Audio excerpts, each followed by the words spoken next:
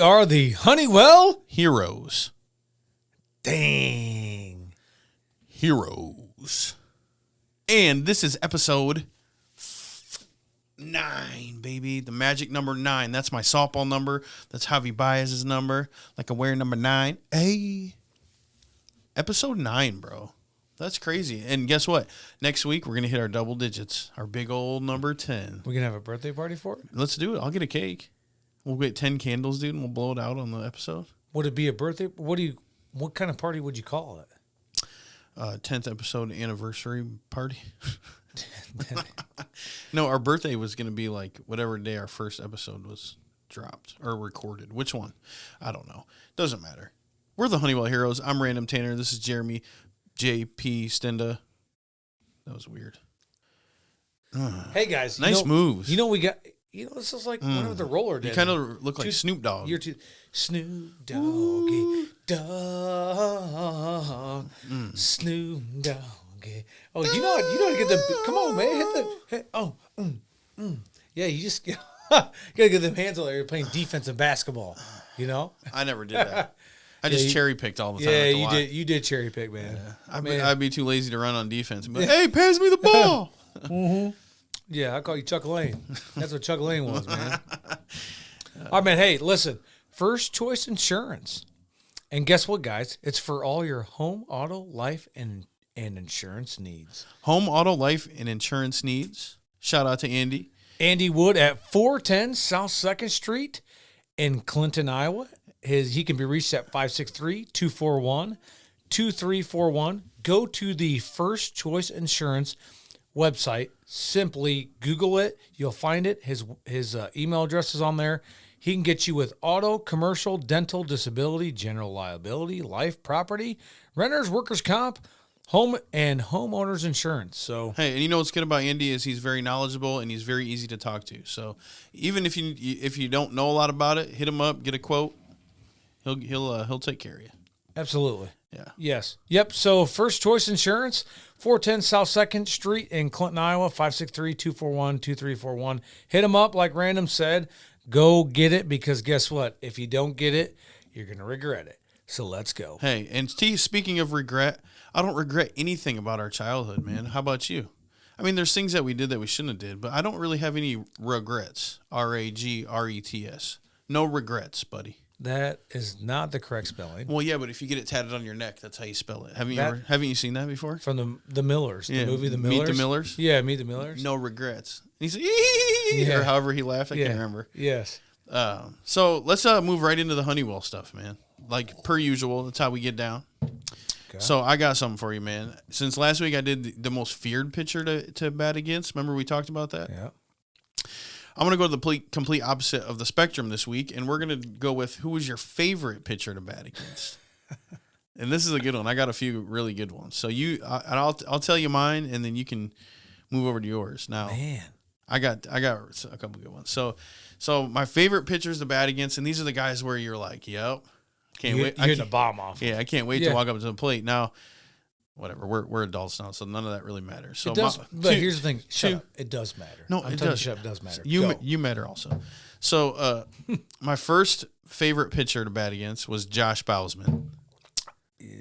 Love batting against Josh Bowsman. Yeah. Second is Jake Pinkston. Those lefty.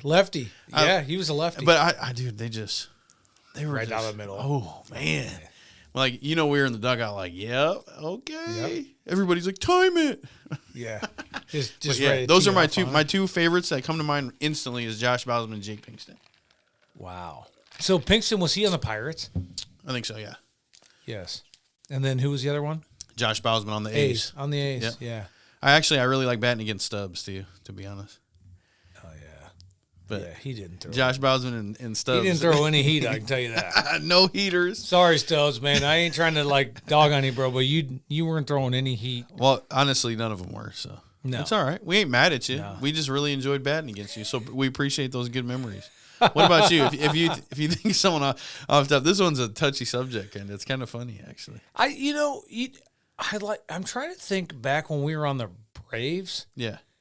I always liked batting against the Cardinals, Broderson and Really? Howie. Brody threw a lot of fastballs. He always threw a lot of strikes, I should say, is what I meant And to he say. threw hard. It was heavy. It was like a heavy ball. Yeah. Howie could paint the corners, and he still threw hard. I liked him because I just felt like you were more aggressive at the plate, like, hey, Okay. go take that pitch. So, yeah, some of those other guys, I feel like when they threw, like, meatballs, it was just like the beep. I know. I like that, though.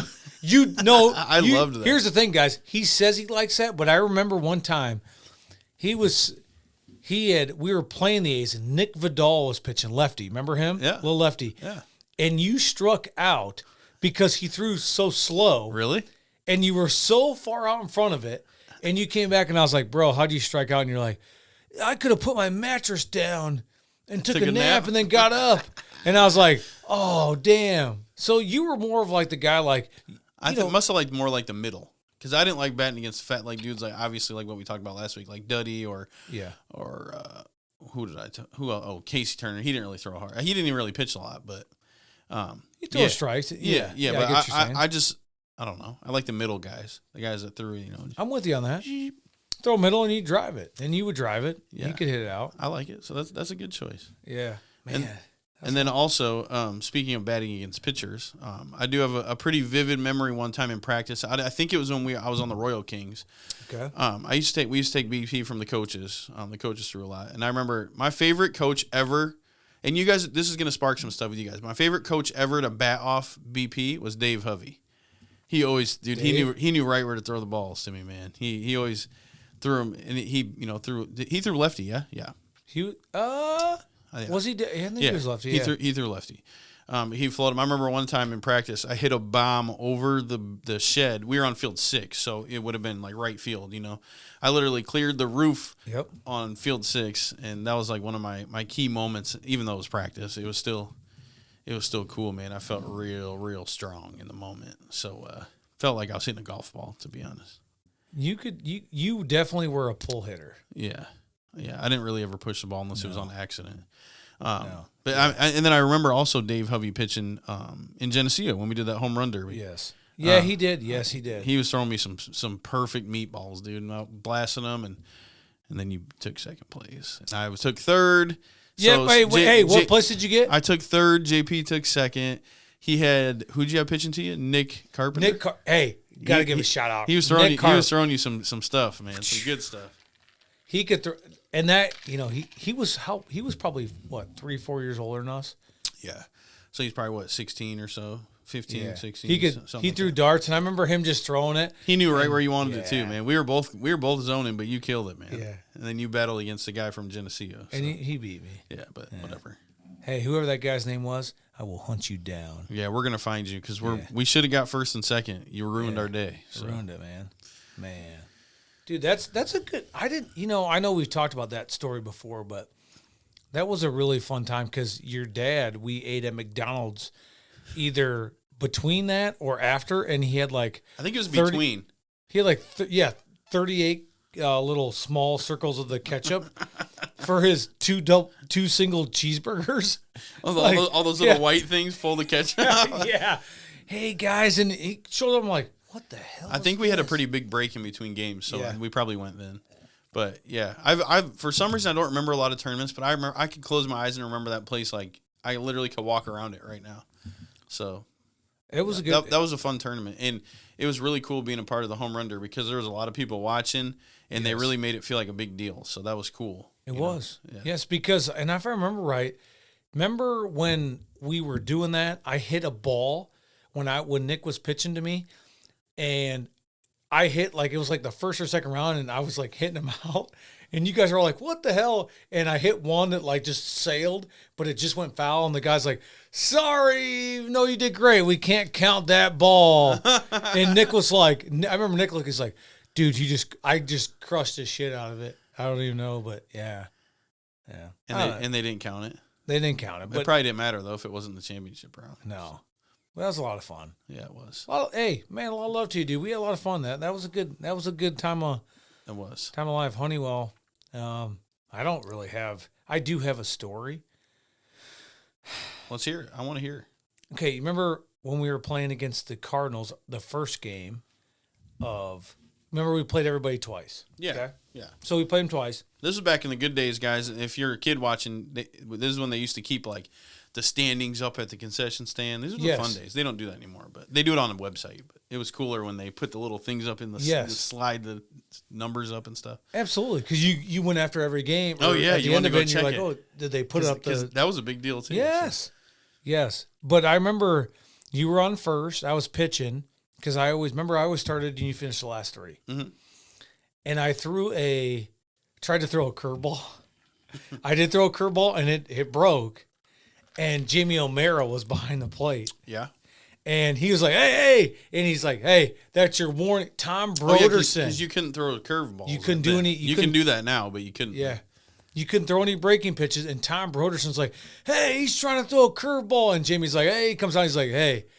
He goes, that's your warning. If you do that again, I'm kicking you out. And you know who's behind the bases? Huh. Husey. Was he? Yep. And he came over and he was like weird. And I was like, oh yeah. I remember I threw it and I was like, I tried to make it seem like, oh, I didn't throw a curveball. What are you talking about, man? Like I just threw it. Right. And he was talking to me and he's like, I can't remember what he said. I really don't because I don't want to give like an incorrect quote. But it just goes back to what we were talking about before about Honeywell.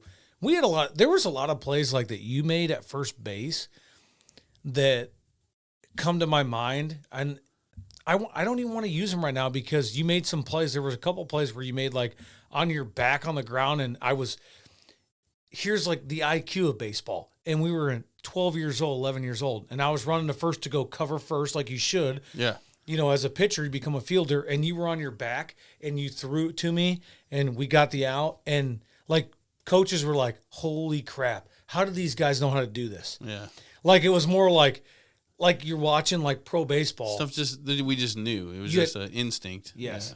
Yeah. And you know where that come from?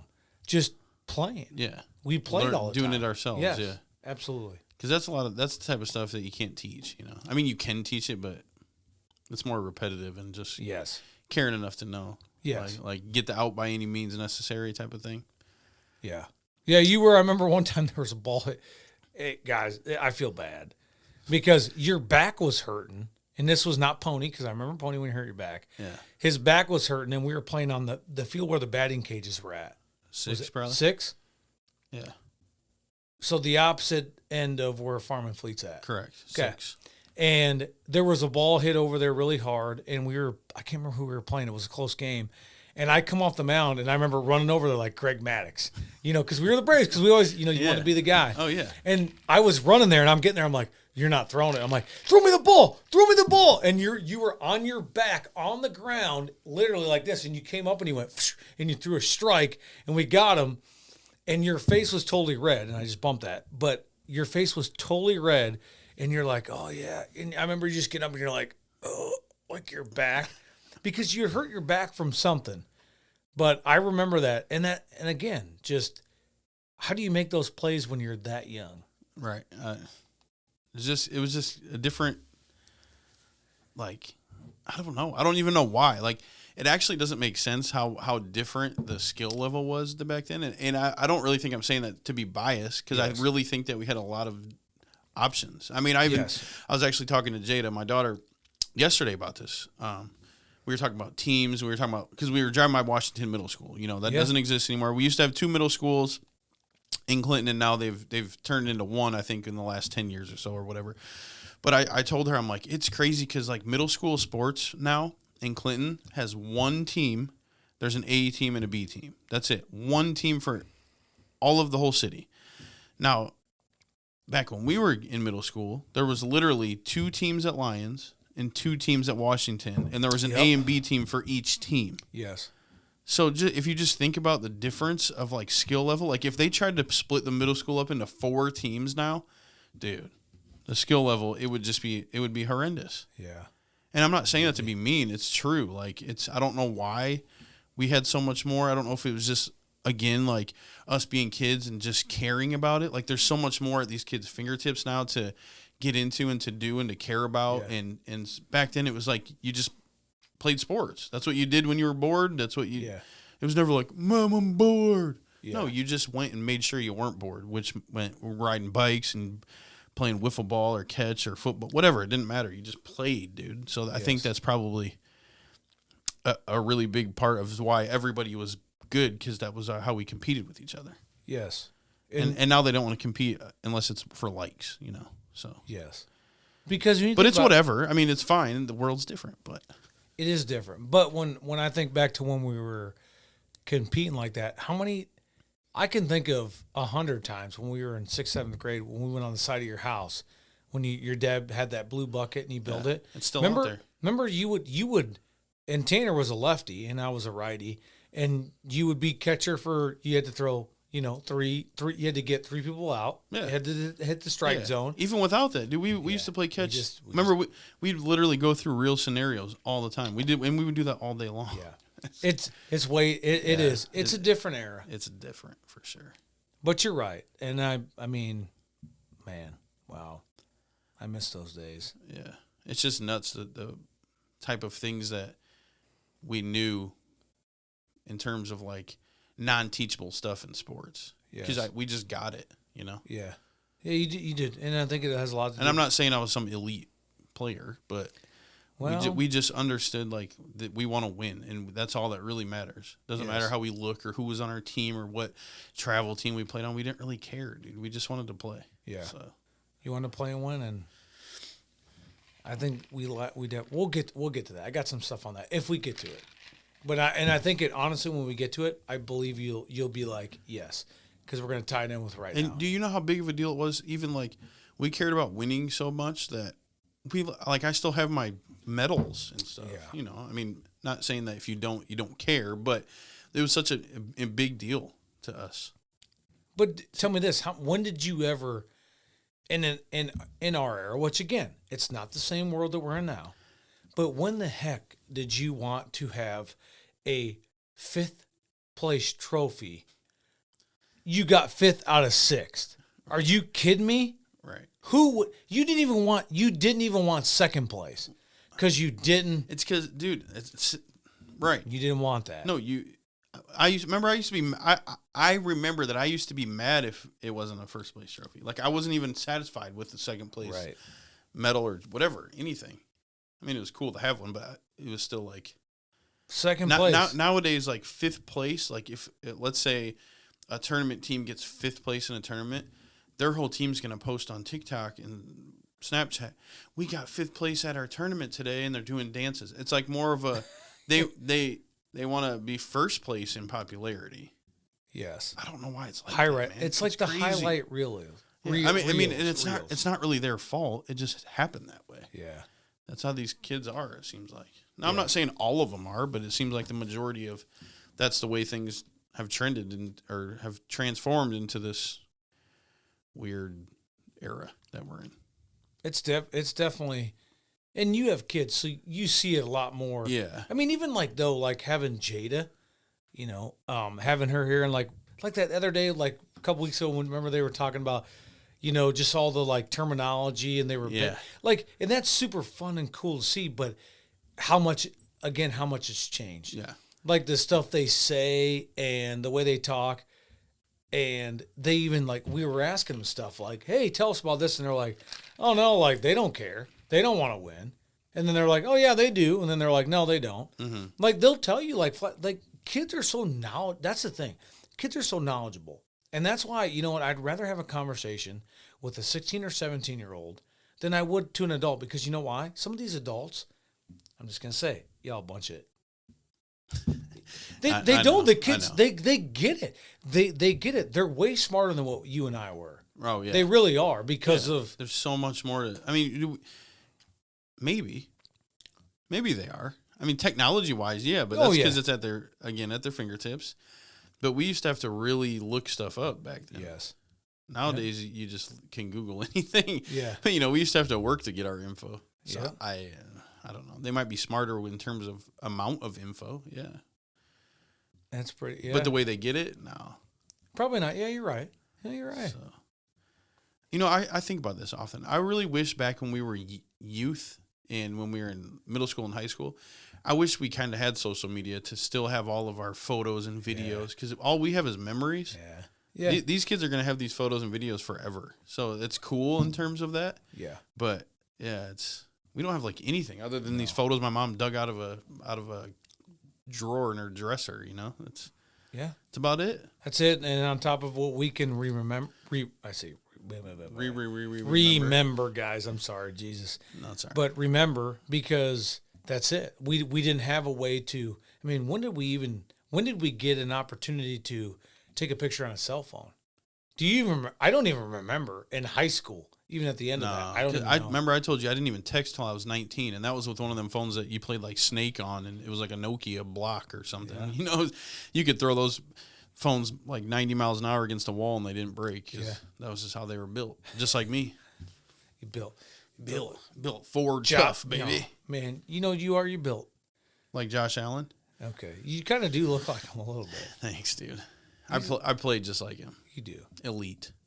But yeah, so I don't remember like when I took my first. I remember when taking selfies was awkward.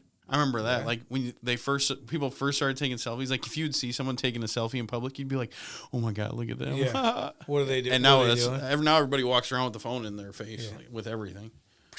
You know, and even being a performer, being a musician, when I first started doing shows, everybody was paying attention the whole time. Yeah.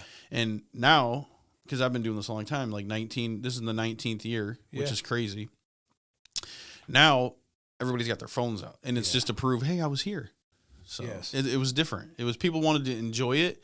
Now, I'm not saying people don't enjoy it now, but a lot of it is, hey, I just want to prove that I'm here. Maybe I'll catch a viral moment, or maybe, I just want to show the world that I'm fun and cool and I'm out. So do you think? Let's talk about music a little bit, because again, I mean, I know you've done music for a lot of years, but what do you think is like? What is the biggest change from when you first started? Like, from when you started, that's like 2006, 2005. Just in general? To now, like, if you can just say, like, wow, that's really just... I got a perfect answer for this. Biggest change musically, like, in terms of the grind or, like, how we navigated back then. Back then, there wasn't enough information, and it's kind of the same reason. So, like, we used to put all our music on CDs. Yeah. Your goal was to sell CDs to everybody. I remember you had some CDs you bought. Literally selling them out the trunk. Like when these big artists say that they used to do it, they really did. That's how you used to that's how you used to do it. Selling CDs out of the trunk. And there wasn't as many options back then, because to make music, you had to work harder. It was harder to go out in person and promote your music. Like now you literally can be a musician and you can never perform if you don't want to. You could just make music on your phone, and you can make the world think you're some superstar if you want. Yes. Back then you had to sell CDs. They counted albums sold as literally albums sold. Nowadays, it's like a certain amount of streams. So the biggest difference is like the grind of how you distribute your music. So even to promote a show back in the day, you used to have to I printed flyers all the time at Office Max. Yeah. You'd go out to all these businesses and tape them up on the walls, put them on the telephone poles. Like we really did that. The stuff you see in the movies, we really did that. Nowadays, you just share it on Facebook and sponsor an ad if you want, or don't. Or, I see people post flyers and then complain that nobody shows up, whatever. I mean, it's just so much less effort nowadays that you have to put in. Yeah. So I shouldn't say that. It's so much less effort that people think, because anybody can do it, but like you still have to navigate the right way. I mean, we talk about promoting all the time. Yes. So you just got to do it the right way. You got to be way more creative in your marketing and your promoting nowadays than you used to. Yeah. So if you, and again, I've asked this 10 different times to everybody that's been on here, but for music, if you were going to get somebody right now, today in 2023, to start off and say, I want to be a musician, whether it's rap, country, doesn't matter. What advice would you give them to say, like, here's how you, to do it from scratch and be like, if you want to be successful, what would you tell them? Like, what would you say to them? It's real similar to this podcast. The first step is invest in good equipment. Invest And the more you can do on your own, now I'm not saying it's good to try to take on everything, but the more that you know how to do, the more you'll understand, and the less money you'll have to spend, but you have to spend money. You cannot just make a song and put it out. You have to really do your groundwork of like networking with the right people, finding the right brains to link up with. You really need a team. And that doesn't mean like you need to sign to labels and do this and oh my gosh, I signed a manager and you don't need to do all that. I mean, I made a living for years off of music with just like my little team, like it's a lot of work. It's way more than what like we show, like as an artist, what we post on social media and what we do in person. It's a lot more to it that nobody would understand unless they really start doing it for real. You have to take it serious. You have to treat it like a brand. Like me personally, as Random Tanner, every single day, even though I haven't really done a whole lot with music, well, I did at the beginning of the year. I've just been focused on other stuff. But absolutely. Even though it's every place that I go, every single thing that I do, I always keep in mind that I'm a product. Like myself is a product. So any little thing that you do, people will see it if you're in public. So you have to always carry yourself the way you want people to see you, I guess, if that sense. Now, I'm not saying I'm being fake, but like you can't ever be out of line. You always got to treat people with respect to get it back. So it's hard. And like, let's say I made cinnamon rolls, and that was what I sold. I can always make sure my cinnamon rolls look good. But when I'm not making cinnamon rolls, I can go be any person I want. This is different. My cinnamon roll is me. So like, it doesn't matter. I'm never away from me. Yeah. So it's a product. That's the hardest part about music that people don't understand. It's literally a product, and you have to treat it like a business and also still enjoy it. So it's tough, man. Yeah. I would think, just like anything else, like whether it's you can say job, career, whatever, your investment to it has to be, you have to be all in. And if you want it to thrive, you have to work through everything that's number one, negative. Right. Oh, you have to. Yeah. Let's tie that just a little bit, even though I'm getting kind of off par. I'm really not getting off par, but think now, like what you've done it, because I've seen you all the way through all those years doing it, from when you were doing shows at we were in high school. You did it at the talent show in high school, to now where you're opening at Paul Wall. We went to the first show I ever saw you do was Bone Thugs in Milwaukee, and I thought like Bone Thugs, like that was 16 years ago. Was it? Yeah, it was 07. Yeah. So 16. So, again, I think the grind part is probably the biggest thing, is like, you have to be like, I'm all in or not, because if you're not going to go anywhere. It's just like anything else you do. Right. If you half-ass it, you're not going anywhere. Right. Oh yeah. I mean, you can do it as a hobby, but don't complain when people aren't supporting you. It's all, everything matters. And a lot of people ask me that same question that you just asked me. Like, hey man, I'm really starting out. I want to learn, like, I'm trying to do what you do, and I'm like, well, I do what I do because it works good for me. It's the same, like if McDonald's tries to be Burger King, it's not going to work out because McDonald's is not Burger King. Yeah. They can still both do the same thing, but you got to kind of teach yourself, like, what, I don't even market to the same people that most hip hop artists market to. Yep. I just don't, so it's worked for me, but I don't know. It's just like you said, any business, you got to deal with it. You got to grind. You got to learn. Always learn. Hey guys, we got sponsorship. First Choice Insurance. First Choice Insurance. Andy Wood. At 410 South 2nd Street in Clinton. 563-241-2341. And guess what he gives you? What does he give you? I will tell you this right now. Auto, commercial, dental, disability, general liability, life, property, renters, workers' comp, and homeowners insurance. He will hook you up. Go down there, look him up. Just go down, stop in, give him a call, 563-241-2341. He will hook you up. I've known him for a long time. Random has. And just go, because guess what? All those things I just described to you, you need it, because I need it, Random needs it, you need it. Let's go. Get it popping. Unless you want to lose everything, then don't. But you should do it. So, First Choice Insurance. Let's go. Hey. Clinton, Iowa. Yeah, baby. So we're going to move on. We're going to get into the next segment, and this one is going to be a new one. This one is the call-ins. So we are going to open the lines up while we film, and we're going to accept call-ins. So if you've wanted to be featured on the podcast at any point, this is opportunity. Now, when you're watching this, it's going to be too late, but see, look, we're dinging already. But now's your shot. So hit us up. Ready to answer any questions you got. We got somebody.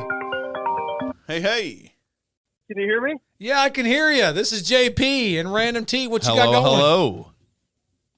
This is Tanner Weber. How are you guys? What up, my man? My man, T. Webbs. How you doing, my man?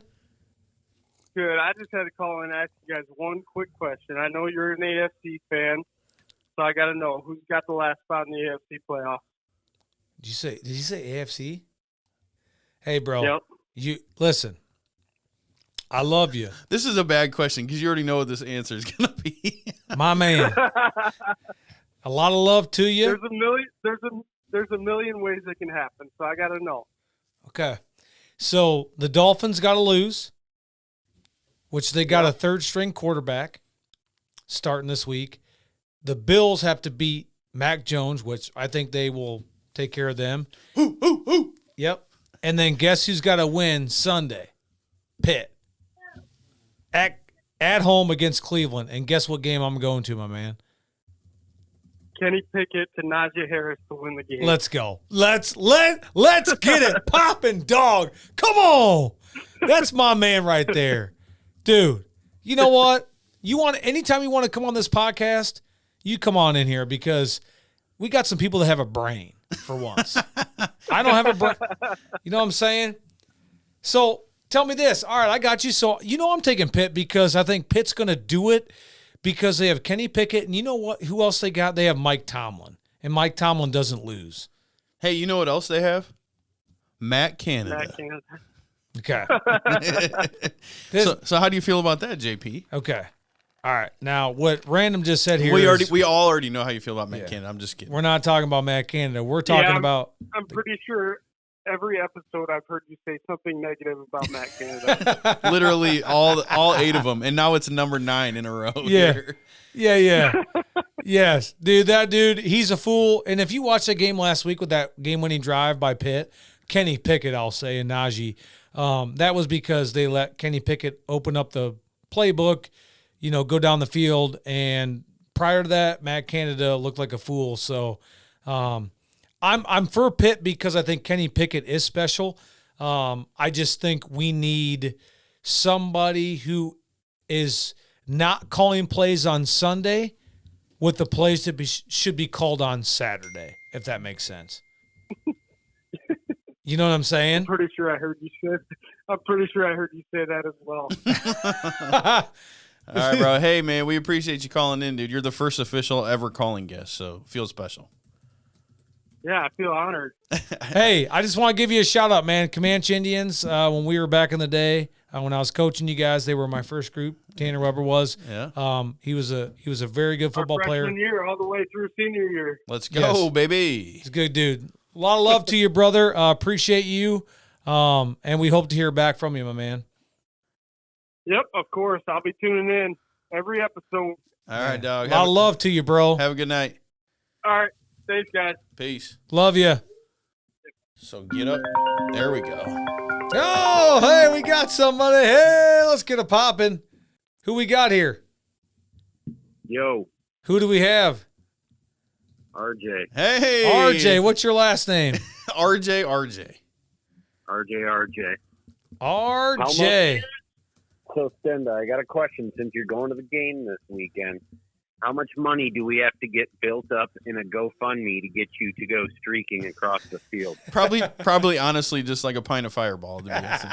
Let's be my man, bro. Yeah. That's, what it would cost, RJ, is probably what he said. And you know what I really like is I like breakfast burritos from McDonald's. Wow. Yeah. Man, you're a cheap date. I'd pay you double to see that. I mean, I've been on a couple dates with you before back in the day when you were with whole Brittany Meridian and I was with Jen and we went to Applebee's together, Oh my God. Applebee's, Chili's, or Cheddar's. Those are the places. The 3 elite places. Yes. I love it. Yeah, for sure. Hey, man, I'm going to say this. If you want me to streak, all we need is the Dolphins to lose, the Patriots to lose, and Big Ben, I keep thinking Big Ben. Big Ken. Big Ken to win, and guess what? I'm doing it one way or the other. Oh. I can't wait. I'm going to have to tune in to see this. All right, brother. Well, hey, we appreciate you calling in, my Hey, man. we love you, my man. Appreciate you. All right. Later. Take care. Next caller. Who we got here? Jake Olade. Jay, come on, man. How we doing? We're living, man. We're living. Living. Where you living at? I'm living in Sterling, Illinois now. All right. Fucking got in with the union, so things are going good. Nice. Oh, yeah. So I was wondering if you're going to end up getting Daryl Sexton on the line. Well, hey, we're all for it, man, but he's got to call it in. Especially with the baseball knowledge and, maybe even Andy Merrill. Andy Merrill helped with that baseball program a lot, too, and Comanche, too. Yeah, so you going old school on me right now. Oh, yeah. Okay. Oh, yeah. All right, so tell me this. Andy Merrill would have been your sophomore year, correct? He was I was in 8th grade when I first made the freshman baseball team. Okay. And Andy Merrill was taking over his first year over there. And then you actually helped out, I think, my sophomore year. So, I think his second or third year that you helped him out. Yes. So you would have been going in to your junior year when that was my first year helping out. Yep. I was getting ready to head on to the varsity squad. Yes, and I will say this. Jake Mangler and Austin Crick. We had a pretty solid squad and, didn't get to make it. But, man, you guys definitely set the bar, I think. Oh, I would say this. I mean, you guys were, I will just say this. You guys were a talented group, and I remember you were a lefty. I remember calling pitches at an Assumption game when you were pitching. And you dominated Assumption that game on the doubleheader. So they're a tough squad. They're a tough squad, man. They had Brody Grothus. They had Argo's little brother. Yes, yeah, you remember Argo. Man, I remember Argo. Yeah, yep, absolutely. No, you definitely. I would say this. Back to those days, I think it was a different era where you guys were just very competitive and really wanted to win. So, oh yeah, travel ball was big growing up for us. We definitely played a lot of travel ball. All of us had a lot of different teams going on in Clinton. But once we got to high school, it was nice to be able to play with, the guys that you were ultra competitive with. So, Absolutely, 100% agree.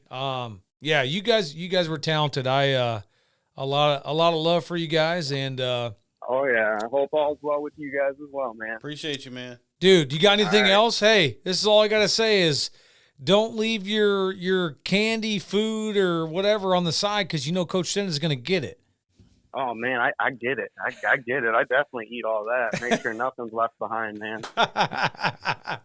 Oh man, a lot of love to you, bro. It's great to hear from you. Oh yeah, you too, brother. Yep, have a good one. Take care. We'll see you, bro. Yep, peace. Next caller, Honeywell Heroes, Random Tanner. What up? What's up, my man? It's T Nath. I know it. Ooh, I can tell. it's Nather. You ain't even got to tell us. I heard the what up, and it was that Travis voice. It's that Travis voice. Let's go. Travis Nather, how you doing, my man? What you got for us tonight? No, just want to call in. He wanted to call and say hello. A little warm fuzzy. Yeah, just a little warm fuzzy right on my hand. I love it, man. Just thanks for you guys' little support in Clinton and kind of showing what we had in the past compared to what we have now. Of course, man. So, supporting. I know I talked to Stenda last night about how we, in the past, and you guys have talked on it a little bit, is we didn't have these personal trainers when we were young. Yep. We taught ourselves. Right. And I mean, granted, we didn't have the electronics that kids nowadays have, and just kids nowadays also just are soft. I mean, coaches back in the day used to turn around and, I mean, they would kind of whoop us into shape. You say the wrong word to kids nowadays, like it was mentioned in another podcast, is, Yeah. oh, I'm going to call the coach. Right. I'm going to tell my mom. Oh, yeah, that's all acceptable nowadays, too. I remember back then. I mean, we even talked about this when you stopped in the Rivals the other day, dude. Just how, you know, like you wrestling with Leslie and all that stuff, dude. It's I knocked Leslie's glasses off, and dude turned around and threw me around like I was a rag doll. Yeah. You know, it is. It's a whole different world, man. And, I mean, unfortunately, you just got to mold to it, but that is the way it is, you know? Yeah. But I really love what you guys are doing. Appreciate it, man. Yeah, we appreciate you calling in, too, for sure. Hey, man. I know my wife don't really like it because I'll put my headphones on and listen to your podcast as soon as it comes on live, and she's like, got to deal with the little one. I'm like, nah, this is my time. This is my man cave. I'm sitting on the couch. I'm listening. Hey, you got to do it, man. You got to have some time, bro. All right, man. Well, appreciate you calling in, dude. We're gonna let you go. We're gonna move on to the next caller, right. and yeah, you'll get to hear yourself on the podcast, bro. All right. Boom. Thanks. Hey, have a good night, dog.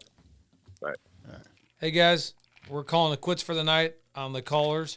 Appreciate y'all. A lot of love to you, and actually, it was really good. Yeah, I thought so. That was fun for the first time. We had a lot. That was for the first time. Hey, appreciate you guys again. All right, bro. Here's what I got for you. Give me your favorite movie/TV scene. Movie/TV scene. Doesn't matter. It could be just yeah. I want a scene like something where you're like it makes you laugh, makes you cry, makes you whatever. Okay. Anything. Oh, you put me on the spot here, bro. Just the first thing that comes to my mind, this is the first thing that comes to my mind, is Back to the Future, when he first got on the hoverboard and he hovers across the water. Yeah. As a little kid, I thought that was the coolest thing ever. And I'm like, I want one of those. Yeah, I do remember that. That was back when they were predicting, like, by the certain year. I think it was 2021. Or what was it? I shouldn't even say the year. I don't know, but they predicted that we'd all be in flying cars, which not true yet. But not true. Teslas are kind of cool. It's pretty crazy technology. But yeah, that was like, I was like, dude, I want one of those. Yeah. How cool would that be if that really truly? I do remember that. Yeah, that was good. Michael J. Fox, and that was a super good movie. Yeah. Absolutely. Yeah. Sure. I got another one. Can I say another one? Come on, dude. man. The best thing as a musician, 8 Mile, the rap battle. What Eminem, dude. When he's just the whole end, but that last battle, the big battle where he finally gets back at all them guys like Papa Duck and yeah, that was good. He straight up rolls. Dude, that every time I watch it, I get chills, dude. Do you? Yeah. Well, you have to. I mean, like, doesn't it transpires from, or it goes from? Remember when he's like on his break from work? Yeah. And that girl. Yeah. And they're like battling. You ain't got no money to. Is that why you always say that? You ain't got.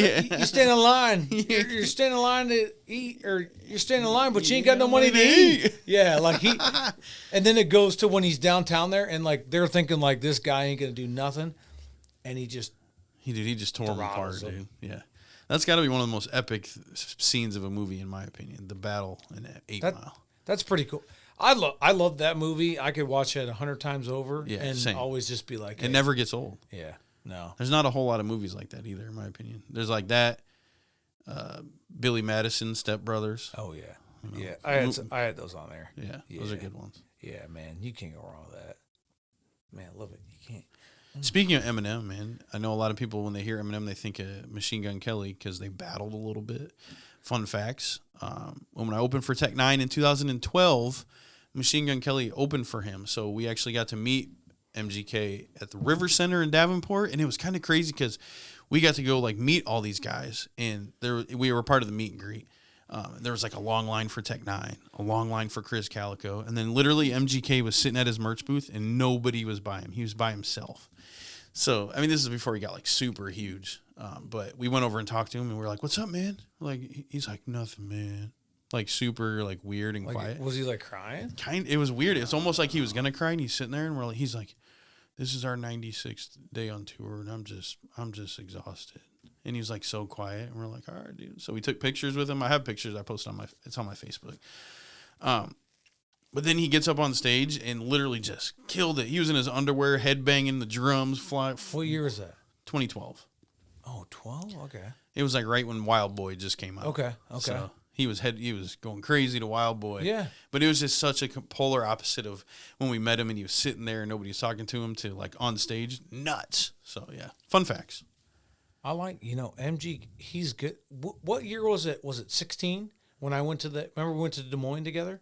Oh yeah, yeah. You opened up for MGK. There too. Yeah, I did like 4 times, I think. Okay. So 3 times in Davenport, 1 time in Des Moines. Yeah, because remember we used that hotel downtown. Yeah. And then MGK wasn't he crawling up the he was crawling up the like the scaffolding Yeah. or the light in his towers. undies. Yeah. He was in his undies. What is he doing? He always did that. Yeah. Oh, bro. That was like really like the first concert outside of Nickelback back in the day when we went together. Like, hey, my first concert ever, Nickelback. Yeah. That was good. Dude, remember when the lights shut off and we Yeah. hopped the wall and we Yes. ran down on the floor? We were jumping down, bro. We was ready to go, dude. Oh yeah. Man. And then we probably didn't even jump around or nothing. We just wanted to be a part. We were just there. Yeah. That's cool though. Yeah. Oh yeah. MGK. I like his I have a couple of songs on I still have the iPod. Yeah. But yeah, he's cool. On your Walkman. Yeah, Walkman. Hello, we got my Walkman, guys. I like it. Yeah, he's got some good stuff. A lot of people don't like his new stuff, but I do. But hey, music's personal preference. It's all right. Yeah. So. Well, I feel like now, like if you're like listening to music on the radio, anyways, it's kind of it's like country. I really never liked country at all. Okay. But I hear some of the stuff now. Is it really country? It's probably really not. It's all kind of infused with other stuff. Yeah. A lot of country is pop and hip hop infused. Like Kane Brown. Isn't he considered country? But he's very pop and a little bit Yeah. hip hop, but very pop. I like Kane Brown, but yeah, he's not bad, but they say like he's country. I'm like, a lot of the well, he's OG really country not. music listeners don't like the new stuff. You know, Yeah. they don't like Kane Brown or Florida Georgia Line or Sam Hunt because it's Yeah. too poppy. Yeah, I get you. Yeah.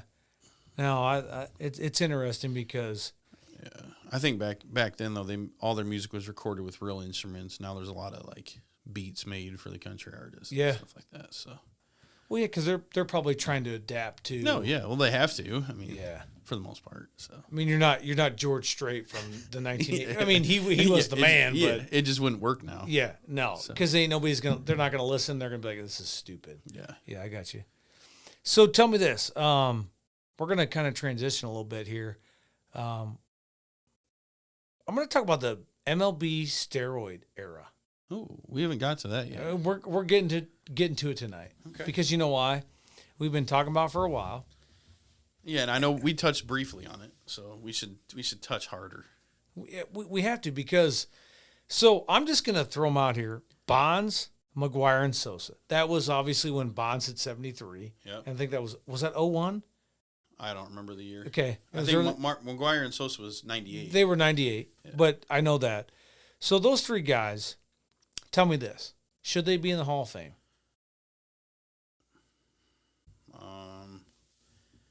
I think to an extent, Sosa and McGuire should be just because of how much because wasn't baseball like on a huge decline at that point, like in the late 90s? In the 90s, they had like I think the lockout one was like 94. Yeah, and it was just a lot of people. It was just falling off. Kinda. 98 maybe. And I feel like McGuire and Sosa like single-handedly saved it because they brought so much excitement and energy and electricity to the sport with how much the world was focused on their chase, and their battle with each other. Okay. So yeah, for that reason alone, yes. I don't really think outside of the home runs, McGuire and Sosa were Hall of Famers. Do you? You don't think they were? Not really. I agree 100%. You know why? Barry Bonds before he was like, wasn't he the first guy in the 90s? 30, it was like 30 stolen bases, 30 home runs, and then he had like 100 He was an all-around Hall of Famer before he got jacked. Yeah. So again at the time, he was just going with the ways it was. Everybody was doing it, dude. Everybody was doing the PEDs. Yeah. I mean, maybe not everybody, but most of them were, and a lot of them just didn't get caught. They didn't get caught because... But that was just how it was then. And if they wouldn't have did that, baseball might not even exist anymore, realistically. I mean, I don't know because we can't say because they did it. But, yes, Bonds, hands down, should be in the Hall of Fame. McGwire and Sosa, maybe just for how much they did for the sport in the late 90s. I agree. But that's a maybe for me. But if you think... Now, am I mad at Bonds and Sosa? No. Sosa's probably like right now, I'm not really collecting cards, but I have all my Sosa cards. He's kind of the guy I'm collecting right now. Just because he was fun, man. He was. He has a lot of my memories from watching TV when I was a kid. So because he did the hop and he'd sprint out to right field. And kissing his hands after he came in the dugout and doing the curtain calls and the way I remember the little American flag he had after 9/11 running out to right field. And I think in 98, that was the year that my dad brought us to the Cubs game. Okay. And I saw him hit his 42nd home run, so that was cool. I think I actually already said that on here on one of the episodes. But I have a picture somewhere. It's probably in my mom's drawer along with these other ones she found me. But you just see the ball. It's like the sky and the baseball. That's it. I'm like, why didn't we take that photo? Well, he probably still hasn't landed. Probably not. No. But, I mean, so, like, I'm using that era, which I'm going to try to get a little bit controversial here, even though I don't like to. You can't tell me the guys now, when they're like, it's like the advances, right? They're tested all the time. They get 4 tests a year, blah, blah, blah.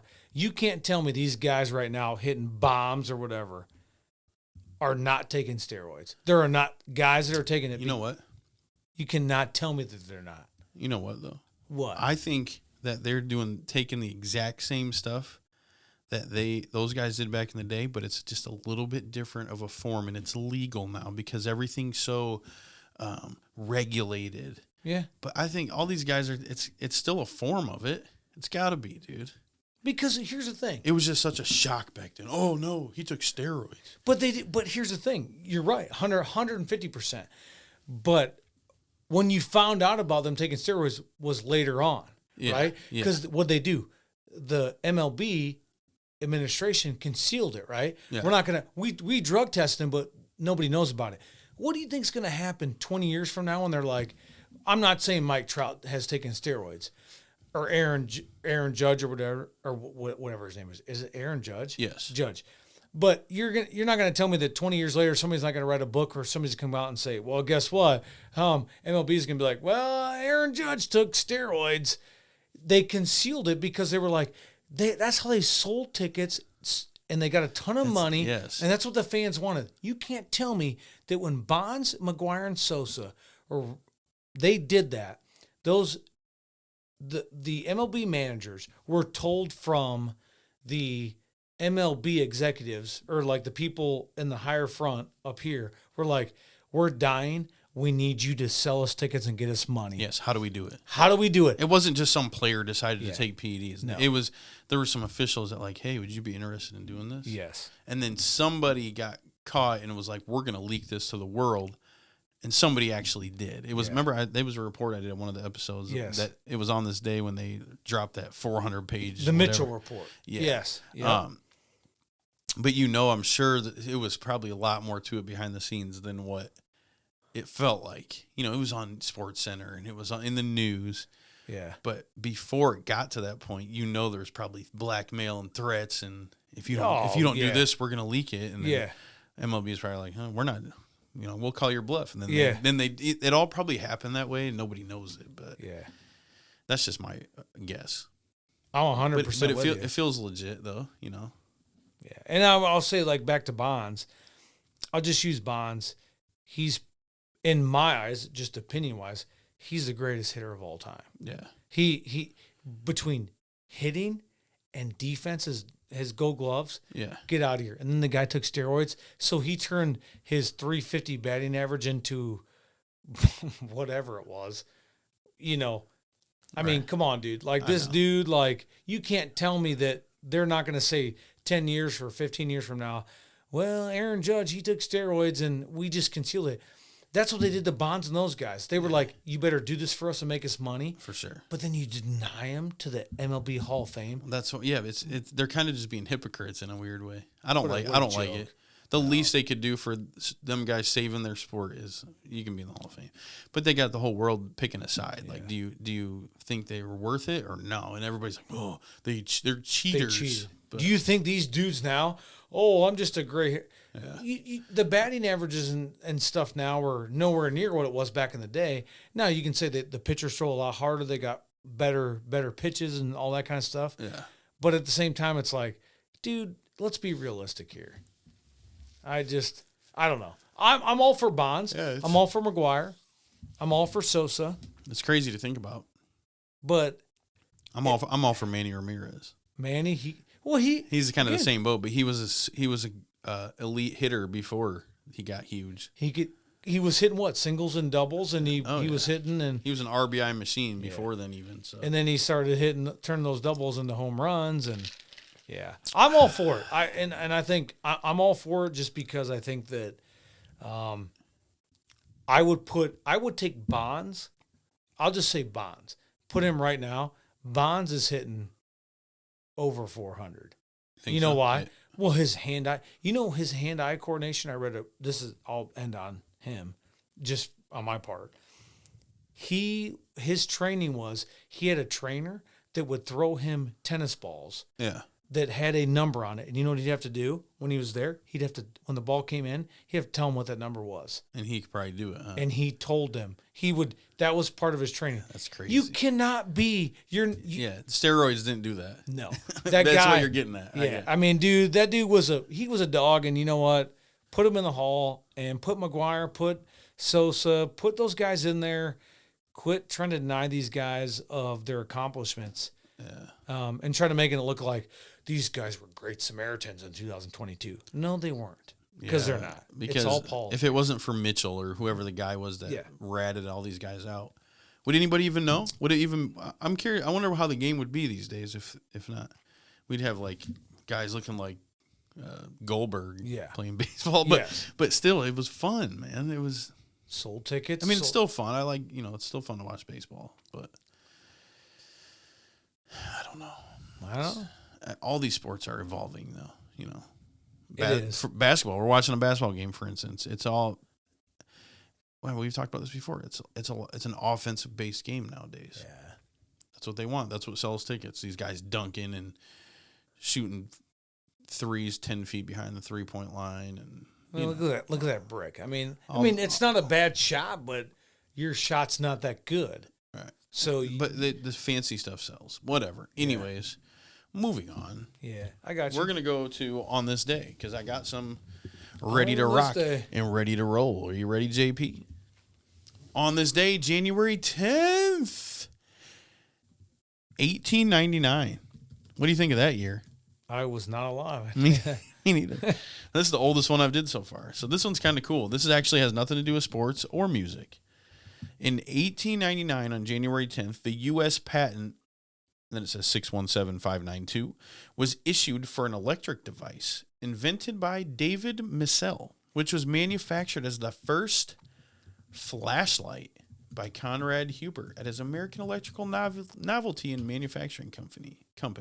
So just imagine, on this day, January 10th, 1899, the flashlight.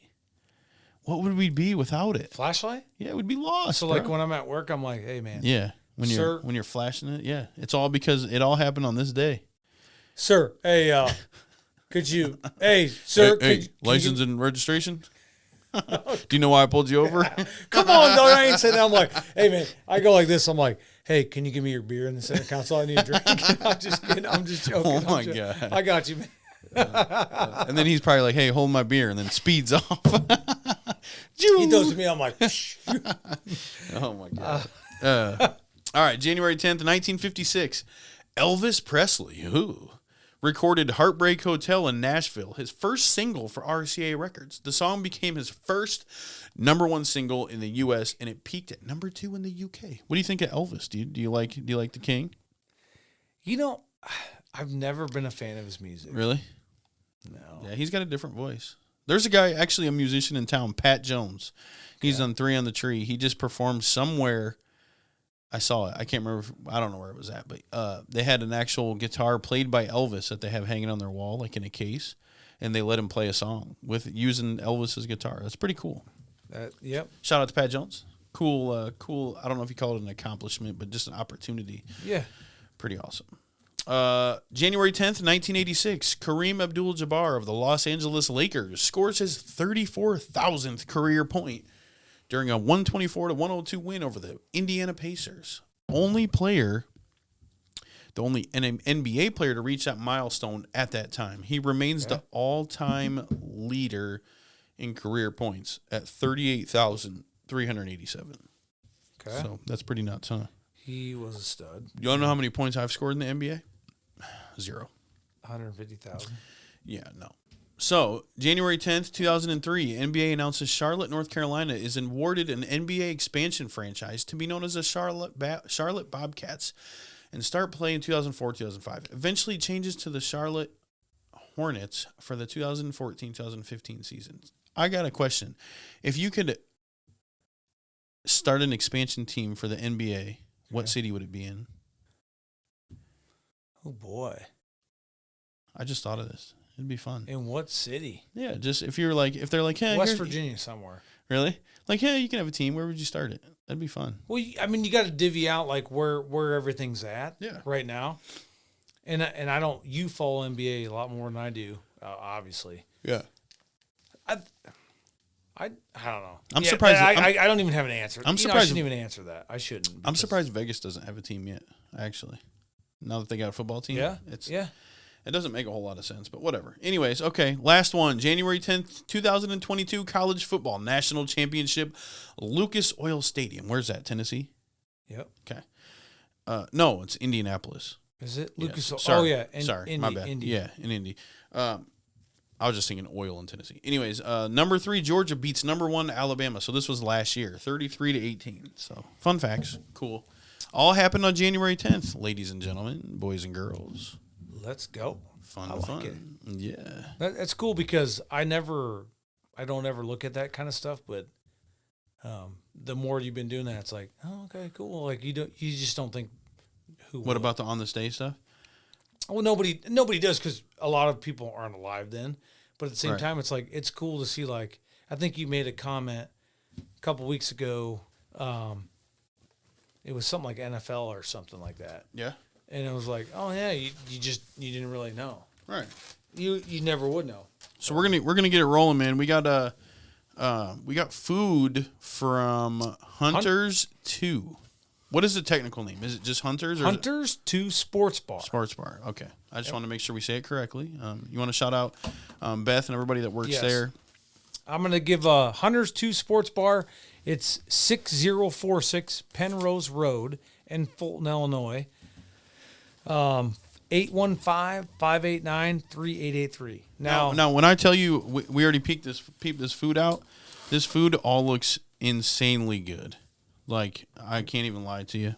And guys, so this right here is called the BJ Burger. Kind of funny, but oh man, oh look at it. They got the sweet boy. potato fries. Hopefully you guys can see this. I don't even know what's on this. Bacon, cheese, jalapenos. Ooh. Hold up. What you got on there? What? What do you got on there? I don't know. Bacon, cheese, jalapenos. Look, guys, fire. So that's that. They also gave us the chimney. And this is the big daddy that I'm excited about. So JP got in touch with them. They hooked us up. Look at this, guys. Dude, it's a giant chimichanga. Dude, tell me that doesn't. I know. Oh my god. So hey, Hunters 2 in Fulton. We got Beth and Roger Vogel.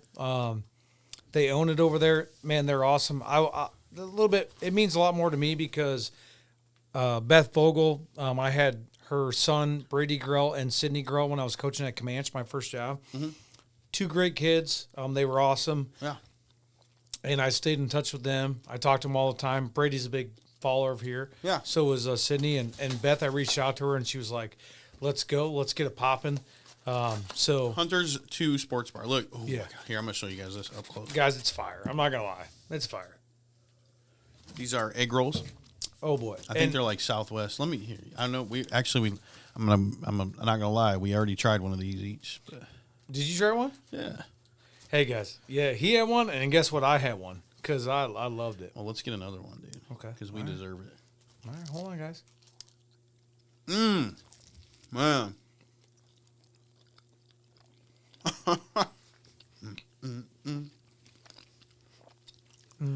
So for those of you listening to the audio, Hey.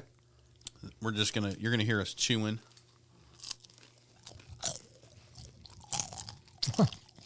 You hear that crisp, y'all? I could eat 100 of those right there. Easily. That's terrible. You got I mean, lots when I say terrible, like leave it alone because I'm going to eat all of them. So That's good. terrible. That's probably the best egg roll I've ever had. Oh my goodness! Wow. Dude. Hey, Hunters 2 Sports. Make sure you guys hit them up. We don't even have a fork for this, so maybe I'll just rip it. Yeah, just hit for them up, now. guys. 6046 Penrose Road in Fulton. 815-589-3883. You can get on Facebook. Find them on there.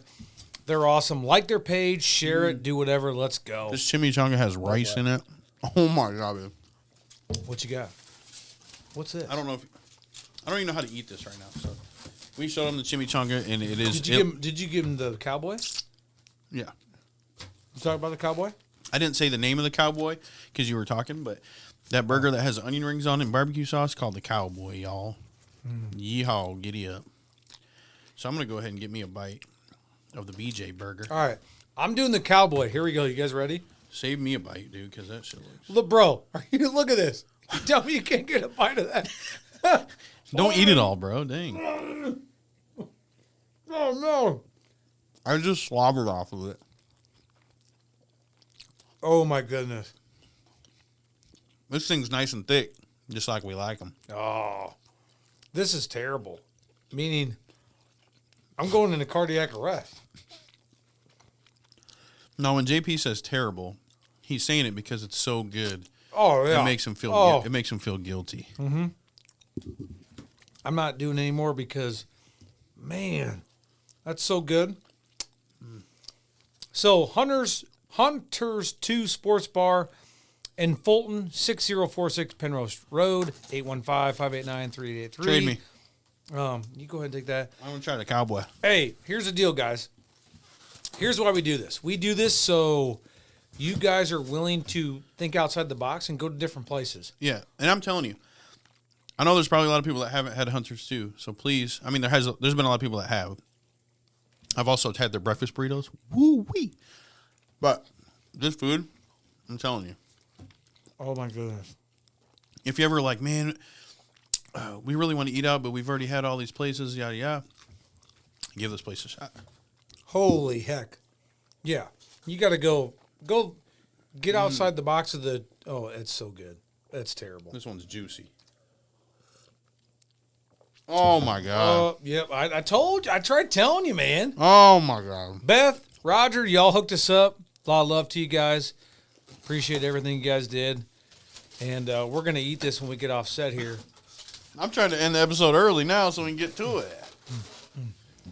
The BJ, I'm not going to lie. The Cowboy Burger is fire. They're all Hey, can you fire. give me a BJ? Yeah, you want the BJ? Here you go. Yeah, give me the BJ, dude. Okay. I'm just kidding. I don't want it. Okay, go with it. Man, dude, wow. Sorry, I'm just trying to be silly. Is that a pony? Well, I never What was is it? no baby. Want to see my butt? You want to see my butt? Bro, dude, that's wild, man. Way back in the day. Hey, no, yeah, Hunters. Once again, guys, before we get to the wrapping up the episode, shout out to Andy Wood, First Choice Insurance. He's located in Clinton, Iowa. You want to give the exact info so if people have questions or in need of insurance of any type, because you read a beefy list. You want to read that beefy list one more time? And maybe slow it down so they can hear just in case they're like, oh, yeah. You think I talk too fast? I know I do. No, you don't, but just some people listen too slow. First Choice Insurance, Yeah. 410 South 2nd 2nd Street. It's Andy Wood, 563-241-2341. He can give you auto, commercial, dental, disability, general liability, Liability. life, property, renters, workers' comp, and homeowners insurance. Here's the thing. He's going to hook you up with anything you want. Yeah. So get down there, guys, because here's the deal. Everybody that's watching right now needs it. So go and get it. Because if not, I'd rather have it and not need it than need it and not have it. Ooh, I like that quote. What do you think? I like it a lot. Hey, you know what we got here? Giveaway. Oh, yeah, we got to do that. How are we going to choose? You just going to pick a person? I don't know. I'm on here right now. I'm looking at the people that I'm just going to do the people that liked it. So there were 17 on that. Okay, so. I got a way to do it. Okay, you go ahead. But go that isn't fair, though, because if they didn't share it, they shouldn't be. I know, but you know I am. I have a soft heart. Okay, how many is there? There's got a soft heart and a soft, you know what. 17 people that liked it. Are they in order? I got them. No, I just have them. Okay, but I'm saying, are they in order on there? Mm-hmm. So this is how we're going to do it. We're going to do a random number generator here on Google. So I'm going to click generate. Whatever number pops up, you're going to start at the top of the list, count down. Okay. That's who wins. Okay. Are we going to do the gift card and the shirt together, or are we going to do... Let's do them separate. Separate? Yeah. So then 2 winners? Yeah, so let's do should we do the gift card first? Yeah, $20 gift card to Rival Sports. We probably won't give it to you if you don't live in Clinton. So if we pick your number first and you don't live in Clinton or at least the immediate area, then you can have the shirt. Yeah, okay, that's fine. Yeah. So as long as somebody because I mean, obviously, if they live like in a different state, we're not gonna. Yeah, I got you. Okay, here we go. I'm clicking generate, and I'm not a liar. 12. Okay, hold on. Start at the top. Count down. Okay, hold on. 1, 2, 3, 4. Good job. 7, 8, 9, 10, 11. Lisa Husenfeld. Okay. Oh, Lisa, let's go, girl. Hey. Oh, so she wins a $20 Rivals gift card. She's got the gift card, man. And you can get a T-shirt with that, too. So it's not a bad thing. You can get a Rivals T-shirt. Support local. Support the local business. Shout out to my store, Rival Sports. All right, so we're going to generate again. Lisa, you got it, girl.